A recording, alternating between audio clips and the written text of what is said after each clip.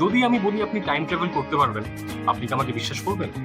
জানি করবেন না, কিন্তু তার আগে এই ছবিটা দেখুন। ছবিটা দেখলে যেন মনে হয় আমরা আবার সেই সঙ্গীত বাংলার যুগে আবার ফিরে গেছি, যখন আমরা টিভির সামনে দেব শুভশ্রীর গানে নাচ করতাম।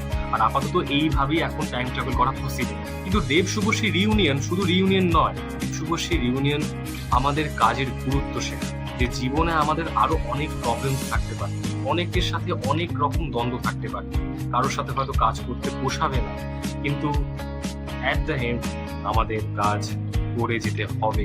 দেব শুভশ্রীর এই রিউনিয়ন আমাদের এই জিনিসটাই শেখায় যে জীবনে আমাদের নানান ভাবে নিজের পার্সোনাল লাইফ বলি বা সবেতেই অনেক রকম প্রবলেম আসবে, বিপত্তি জটিলতা আসবে, কিন্তু যখন কাজ কথা বলবে তখন আর কেউ কথা বলতে পারবে না। শেষমেশ আমাদের কাজ করে যেতে হবে।